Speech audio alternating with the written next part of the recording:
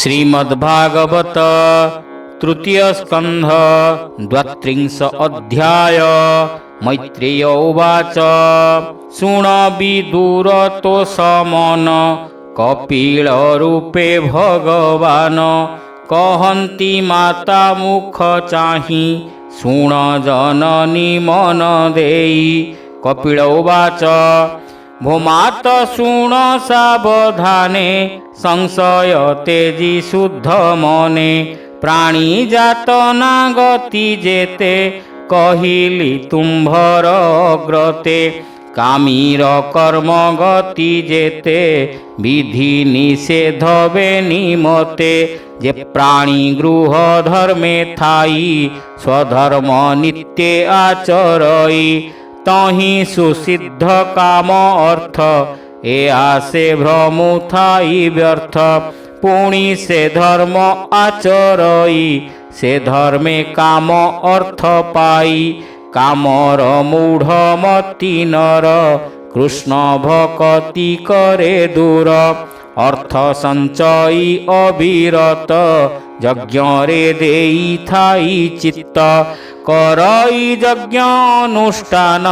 तहि पूजई देवमान तदन्ते पितृतोष अर्थे पूजई श्राद्धे शुद्ध चित्ते श्रद्धारे से धर्म आचरे पितृदेवता पूजा करे से प्राणी गमे चंद्रस्थान सेठारे करे सोमपान भोगर अंत जेबे होई लेउटी से स्थानु आसई जे काले अनंत सज्जारे विजये हरि समुद्रे से जोग निद्रारे शयन सकल चेष्टा करिलीन लय हुअन्ति लोक तिनि ए मध्ये छन्ति जेते प्राणी से सर्वे तांक देहे थांती से हरि उठिले आसंती।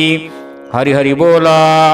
काम्य कर्म रुएहि गति केवे न जाई गता गति जे प्राणी पंडित हुअन्ति से केवे धर्म न छाड़न्ति करन्ति स्वधर्म आचर संसर्ग तेजी सर्वठार साधन्ति नाही अर्थ काम देखन्ति सर्व माया भ्रम कर्मादि कृष्णे समर्पन्ति से वेद विधि न छाड़न्ति हुअन्ति शांत धर्मे रत निज धर्म रे श्रद्धा चित्त निवृत्ति धर्म परायण हुअन्ति अहंकारहीन मायारु स्नेह दूर करी कृष्ण भजने प्रिय भरी ए धर्म सत्व गुणमय विशुद्ध चित्त तहु होए एमंत जेबा प्राणी मन तांक प्रयाण मात शुण से सूर्य रश्मि द्वारे जाती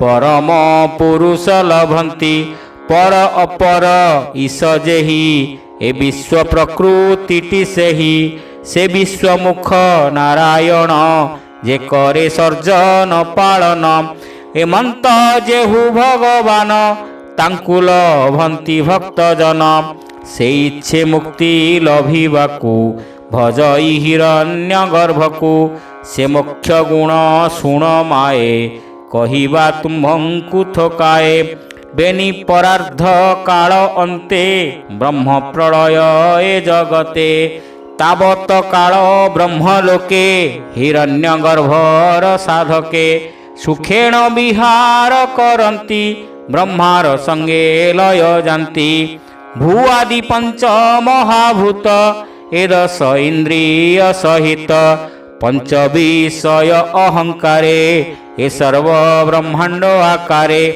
ए मान रहन्ति प्रधाने परार्ध काल अवसाने से स्थाने जेते जोगी थांती ब्रह्मांक शरीरे पसंती आयुष शेषे प्रजापति परम आत्मा रे मिलंती जेणु ताहांक अभिमान देहरे नोहे अवसान एणु साक्षाते मुक्ति नोहे ब्रह्मा संगते होंती लये जे माने हरिर भक्त हरि भजन्ति अविरत ସେ ସର୍ବହରିଙ୍କୁ ଲଭନ୍ତି, ଦେହାଦି ଭାବ ନ ଜାଣନ୍ତି।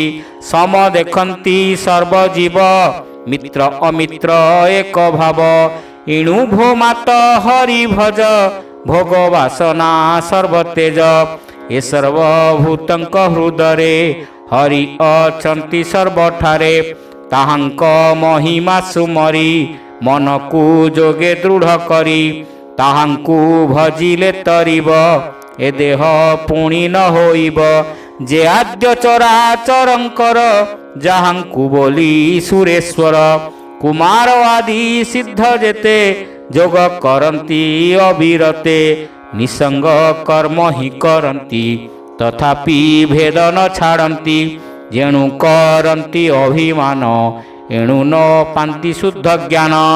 ସେମାନେ ପ୍ରଳୟ କାଳରେ, ପଶନ୍ତି ଈଶ୍ୱର ଦେହରେ। ହୋଇଲେ ସୃଷ୍ଟିର ଜାଗର, ପୁଣି ଘେନନ୍ତି ଅବତାର। ଲଭନ୍ତି ନିଜ ନିଜ ସ୍ଥାନ, ଭୋଗ କରନ୍ତି କର୍ମମାନ। ଯେମାନେ କାମ୍ୟ କର୍ମେ ରତ, କର୍ମ କରନ୍ତି ଅବିରତ। ନିନ୍ଦିତ କର୍ମ ନ କରନ୍ତି, ବେଦ ବିଧିରେ ଆଚରନ୍ତି। ଇନ୍ଦ୍ରିୟ ନ ଜିଣିଲେ ଯେଣୁ, ସକାମ କର୍ମ କଲେ ତେଣୁ। ରଜଗୁଣରେ ତାଙ୍କ ମନ, ଆସକ୍ତ ଥାଇ ଅନୁକ୍ଷଣ। ଗୃହ କର୍ମରେ ହୋଇ ରତ, ପିତୃଙ୍କୁ ପୂଜେ ଅବିରତ। ବିମୁଖ ଶ୍ରୀକୃଷ୍ଣ କଥାରେ, ରହନ୍ତି ଗୃହାଦି ବ୍ୟାପାରେ। ଛାଡ଼ି ଅମୃତ କୃଷ୍ଣ କଥା, ନିତ୍ୟ ଗୁଣନ୍ତି ଗ୍ରାମ୍ୟ ଗାଥା। ତାଙ୍କୁ ବିଧାତା ବାମ ହେଲା, ବିଅର୍ଥେ ତାଙ୍କ ଜନ୍ମ ଗଲା। ସକଳ ଅନର୍ଥ ଯେତେକ, ଏକତ୍ୱେ କଲା ଅବିବେକ। ଯେସନେ ବିଷ୍ଠା ଭୋଜି ମାନେ, ବିଷ୍ଠା ଭକ୍ଷନ୍ତି ହତ ଜ୍ଞାନେ। ଏ ମୂଢ଼ ଲୋକେ ସେହି ରୂପେ, ପଡ଼ି ଯନ୍ତ୍ରିତ ଭବକୂପେ। ସେ ପୁଣ କର୍ମ ଭୋଗ ଅନ୍ତେ, ଚଳନ୍ତି ଶୁଣ ଯେଉଁ ପଥେ। ସୂର୍ଯ୍ୟଙ୍କ ଦକ୍ଷିଣ ମାର୍ଗରେ, ବସନ୍ତି ସେ ପିତୃଲୋକରେ। ସେ ଭୋଗ ଅନ୍ତେ ଗୋଜନନୀ, ସଂସାରେ ପଡ଼େ ଦେହ ଘେନି। ପୁତ୍ରାଦି ଗୃହେ ଜାତ ହୋଇ, ପୂର୍ବ ବାସନା ନ ଛାଡ଼ଇ। ଗର୍ଭ ଆଧାନ ଆଦି କର୍ମ, ଦେହାନ୍ତେ ସମସାନ ଧର୍ମ। ଏ କର୍ମ ମାନ କରୁଥାନ୍ତି, ସଂସାର ଛାଡ଼ି ନ ପାରନ୍ତି।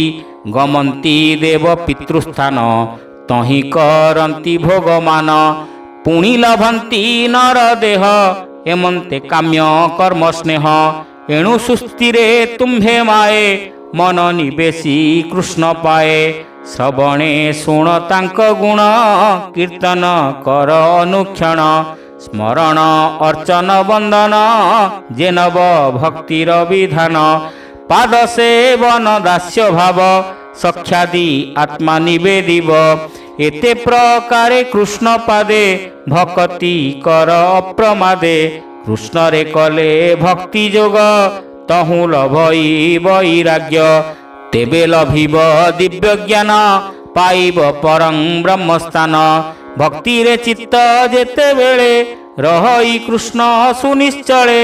ତେବେ ସେ ବିଷୟ ଛାଡ଼ଇ, ପ୍ରିୟ ଅପ୍ରିୟ ନ ଜାଣଇ।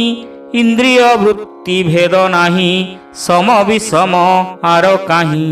ଏମନ୍ତ ଭାବ ଜନ୍ମେ ଯେବେ, ଦେହେ ଆତ୍ମାକୁ ଦେଖେ ତେବେ। ପରମାନନ୍ଦ ସୁଖ ପାଇ, ଆନନ୍ଦେ ସଂସାର ଭ୍ରମଇ। ଛାଡ଼ଇ ସର୍ବସଙ୍ଗମାନ, ପରମାନନ୍ଦେ ରହେ ମନ। ସେ ବ୍ରହ୍ମ ପରମ ପୁମାନ, ରୂପବିହୀନ ଦିବ୍ୟ ଜ୍ଞାନ। ସେ ପରମାତ୍ମା ପରମେଶ, ତା ନାମ ପରମ ପୁରୁଷ। ସେ ଏକ ନାନା ରୂପ ଧରେ, ଭ୍ରମ ଜନ୍ମାଇଛି ସଂସାରେ। ଯୋଗୀଙ୍କ ଯୋଗ ସାଧ୍ୟ ଏହି, ଏକାନ୍ତ ସଙ୍ଗ ଯେ ଛାଡ଼ଇ। ପରମ ପଦ ଲଭେ ତେବେ, ତା ବିନୁ ଭ୍ରମୁ ଥାଇ ଭବେ। ବ୍ରହ୍ମ ନିର୍ଗୁଣ ନିରାକାର, କେବଳ ଜ୍ଞାନ ରୂପ ତାର।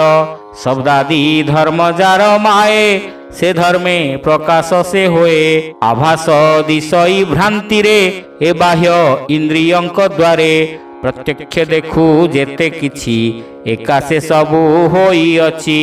କହିବା ସେ ହେତୁ ପ୍ରକାର ଯେ ରୂପେ ବ୍ରହ୍ମାଣ୍ଡ ସଞ୍ଚାର। ପ୍ରଥମେ ମହତ ହୋଇଲା ତହୁଁ ସେ ଅହଙ୍କାର ହେଲା। ତ୍ରିବିଧ ହୋଏ ଅହଙ୍କାର ଏ ପଞ୍ଚଭୂତ ରୂପ ତାର। ମନ ଇନ୍ଦ୍ରିୟ ଏକାଦଶ ଏଥୁ ବ୍ରହ୍ମାଣ୍ଡ ପରକାଶ। ଜୀବ ରୂପରେ ସେହି ତହିଁ ସ୍ୱରୂପ ତାହାରଟି ଏହି। ଯେବେ କରଇ ଯୋଗାଭ୍ୟାସ ଶ୍ରଦ୍ଧାରେ ଭଜଇ ବିଶେଷ। ବୈରାଗ୍ୟ ସଙ୍ଗ ତ୍ୟାଗ କରେ ମନ ନିବେଶୀ କୃଷ୍ଣଠାରେ। ତେବେ ସେ ପ୍ରପଞ୍ଚଲେ ଛଇ ପରମ ଆତ୍ମାଙ୍କୁ ଚିହ୍ନଇ। ଭୂମାତ ସାବଧାନେ ଘେନ ତୁମ୍ଭଙ୍କୁ କହିଦେଲୁ ଜ୍ଞାନ। ଏ ଜ୍ଞାନେ ବ୍ରହ୍ମ ଦର୍ଶନ ଏହା ବୁଝଇ ଯେଉଁ ଜନ। ପ୍ରକୃତି ପୁରୁଷଙ୍କ ତତ୍ତ୍ୱ ସେ ପ୍ରାଣୀ ଦେଖଇ ବ୍ୟକତ। ଜ୍ଞାନ ଯୋଗରେ ତାଙ୍କୁ ପାଇ ଭକ୍ତି ଯୋଗରେ ଲଭ୍ୟ ସେଇ। କେବଳ ମାର୍ଗ ମାତ୍ର ଭେଦ ନ ବୁଝି ପାଏ ବହୁ ଖେଦ। ଜ୍ଞାନରେ ନିର୍ଗୁଣ ଭଜଇ ଭକ୍ତିରେ ସଗୁଣ ଲଭଇ। ସେ ଆତ୍ମା ଏକ ନାନା ହୋଏ ଦୃଷ୍ଟାନ୍ତ କହେ ଶୁଣ ମାଏ। ଦେଖ ସାକର କ୍ଷୀର ଆଦି ଧରନ୍ତି ନାନା ଗୁଣ ବିଧି। କିନ୍ତୁ ପଦାର୍ଥ ଏକ ମାଏ ଇନ୍ଦ୍ରିୟ ଭେଦେ ଭିନ୍ନ ହୋଏ। ଚକ୍ଷୁରେ ଶୁକ୍ଳ ବର୍ଣ୍ଣ ଦିଶେ ରସନେ ମଧୁର ବିଶେଷେ। ତ୍ୱଚାରେ ଶୀତ ଉଷ୍ଣ ଭେଦ ନାସାରେ ସୁବାସ ଆମୋଦ। ଭୂମାତା ଆତ୍ମା ବ୍ରହ୍ମ ଏକ ଗୁଣରେ ଦିଶଇ ଅନେକ। ଯେ ତାକୁ ଯେ ରୂପେ ଭଜଇ ସେ ତାକୁ ସେ ରୂପେ ଦିଶଇ। ତାକୁ ଜାଣିବ ଏକ ବୋଲି ନ ବୁଝି କରୁଥାନ୍ତି କଳି। ଶାସ୍ତ୍ର ମାର୍ଗରେ ନାନା କହେ ସେ ପୁଣି ଏକ ନାନା ନୋହେ। ଶୁଣ ଜନନୀ ଶାସ୍ତ୍ର ଭେଦ ଯେଣେ ଛାଡ଼ିବ ସର୍ବଖେଦ। ଯେ କ୍ରିୟା ପୂର୍ତ୍ତି ଆଦି କରି ଯେ ଯାହା କରନ୍ତି ଆବୋରି। ତହୁଁ ଯେ ହୋଏ ଭୋଗମାନ ସେ ସବୁ ରୂପ ଭଗବାନ। ଯାଗ କର୍ମରେ ପ୍ରାପ୍ୟ ସେହି ଦାନରେ ଅନ୍ୟ ନାହିଁ କେହି। କେହୁ କରନ୍ତି ତପମାନ ସେ ସବୁ ତହୁଁ ନୋହେ ଆନ। ସେହିଟି ବେଦ ଅଧ୍ୟୟନେ ମୀମାଂସା ଶାସ୍ତ୍ର ତାହା ଭଣେ। ନିଷିଦ୍ଧ କର୍ମ ତ୍ୟାଗ ଯେହି ସେ ଧର୍ମ ଜାଣିଥିବ ସେହି। ସନ୍ନ୍ୟାସ କାହାର ବା ଧର୍ମ ଯହିଁ ଛାଡ଼ନ୍ତି କାମ୍ୟ କର୍ମ। ବିବିଧ ଅଙ୍ଗ ଯୋଗ ସେହି ଭକ୍ତି ଯୋଗରେ ପ୍ରାପ୍ୟ ଏହି। ଜ୍ଞାନ ଯୋଗ ହିଁ ତାକୁ କହି ସେ ଏକ ବସ୍ତୁ ସର୍ବମୟୀ। ସକାମ ନିଷ୍କାମ ଯେ ଧର୍ମ ସଗୁଣ ରୂପ ସବୁ ବ୍ରହ୍ମ। ଆତ୍ମତତ୍ତ୍ୱରେ ଗମ୍ୟ ଏହି ବୈରାଗ୍ୟ ଧର୍ମେ ତାକୁ ପାଇ। ଏମନ୍ତେ ନାନା ଶାସ୍ତ୍ର ମତେ ଯେ ପ୍ରାଣୀ ଭଜଇ ଯେ ମନ୍ତେ। ସଗୁଣ ନିର୍ଗୁଣଟି ସେହି ତା ବିନୁ ଅନ୍ୟ କେହି ନାହିଁ। ଏ ଭକ୍ତି ଯୋଗ ଚାରି ମତ ସ୍ୱରୂପ କରିଲୁ ବ୍ୟକତ। ଯେ କାଳ ଅନ୍ତରେ ଧାବଇ ସୃଜନ ଆଦି ଯେ କରଇ। କହିଲୁ ସ୍ୱରୂପ ତାହାର ଭୂମାତ କର ତୁ ବିଚାର। ଗତି ଏ ଜୀବ ମାନଙ୍କର ଅବିଦ୍ୟା କର୍ମରେ ପ୍ରଚୁର। ଏ ଆତ୍ମା ତହିଁ ପଶିଥାଇ ଆପଣା ଗତି ନ ବୁଝଇ। ଏମନ୍ତେ ଜୀବ ଗତା ଗତି କହିଲୁ ଛାଡ଼ି ମନୁ ଭ୍ରାନ୍ତି। ଏ ଯୋଗ ନ କରି ପ୍ରକାଶ କହିଲେ ଧର୍ମ ହୋଏ ନାଶ। କେବେ ହେ ଖଳେ ନ କହିବ ବିନୟ ଯେ ପ୍ରାଣୀ ନୋହିବ।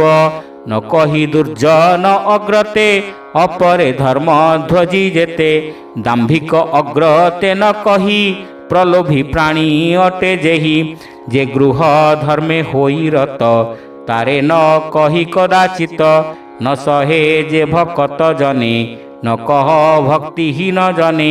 ଏମନ୍ତ ଲୋକେ ନ କହିବ ଗର୍ବିତ ଭାବ ଯାର ଥିବ। ମୋ ଭକ୍ତିହୀନେ ନ କହିବ ମୋ ଭକ୍ତେ ଦ୍ୱେଷ ଯାର ଥିବ। ଯାହାର ଶ୍ରଦ୍ଧା ଏଥି ଥିବ ତାହାକୁ ଏ ମାର୍ଗ କହିବ। ଭକତ ଜନେ ଏହା କହି ଯେ ଭକ୍ତ ଜନରେ ସେ ବଇ। ଯେ ପ୍ରାଣୀ ଏଥେ ସ୍ପୃହା କରେ ଏ ଧର୍ମ କହିବ ତାହାରେ। ଯେ ପ୍ରାଣୀ ସର୍ବଭୂତେ ମିତ୍ର ତାହାକୁ କହି ଏ ଚରିତ। ଯେ ପ୍ରାଣୀ ଗୁରୁଙ୍କୁ ସେ ବଇ ଏ ଦୀକ୍ଷା ତାରେ ଶିକ୍ଷା ଦେଇ। ବିଷୟ ବୈରାଗ୍ୟ ଯାହାର যে প্রাণী শান্ত চিত্ত ধীর, যে প্রাণী হোଏ ନିର୍ମଚ୍ଛର, ବିନୀତ ସୂଚି ନିରନ୍ତର, ପ୍ରିୟମାନଙ୍କ ଅତି ପ୍ରିୟ, କରଇ ମୋର ଠାରେ ସ୍ନେହ। ଏମନ୍ତ ପ୍ରାଣୀଙ୍କି କହିବ, ଅଧର୍ମ ଠାରେ ଲୁଚାଇବ। ଶ୍ରଦ୍ଧାରେ ଯେହା ଶୁଣନ୍ତି, ଅଥବା ଆଦରେ ଭଣନ୍ତି, ମୋହର ପଦବୀ ସେ ପାଏ, ସତ୍ୟ କହିଲୁ ଏହା ମାଏ। ହରି ହରି ବୋଲ। ତୃତୀୟ ସ୍କନ୍ଧେ ଭାଗବତ, କପିଳ ମୁନି ଯୋଗ ଖ୍ୟାତ, ମାତାଙ୍କୁ ଦେଲେ ଜ୍ଞାନ ବାଣୀ, ସୁଜନେ ତର ଏହା ଶୁଣି, କର୍ମ ବିପାକ ପ୍ରାଣୀଙ୍କର, ଦ୍ୱାତ୍ରିଂଶ ଅଧ୍ୟାୟ ସଞ୍ଚାର, ଶ୍ରବଣ କର ସାଧୁ ଜନେ, ବ୍ରାହ୍ମଣ ଜଗନ୍ନାଥ ଭଣେ। ଭାବେ ଶ୍ରବଣ କର ସାଧୁ ଜନେ, ଭାବେ ବ୍ରାହ୍ମଣ ଜଗନ୍ନାଥ ଭଣେ। ହରି ହରି ବୋଲ। ଇତି ଶ୍ରୀମଦ୍ଭାଗବତେ ମହାପୁରାଣେ ପାରମହଂସ୍ୟାଂ ସଂହିତାୟାଂ ତୃତୀୟ ସ୍କନ୍ଧେ କପିଳ ଦେବହୂତି ବୋଧନେ ନାମ ଦ୍ୱାତ୍ରିଂଶ ଅଧ୍ୟାୟ।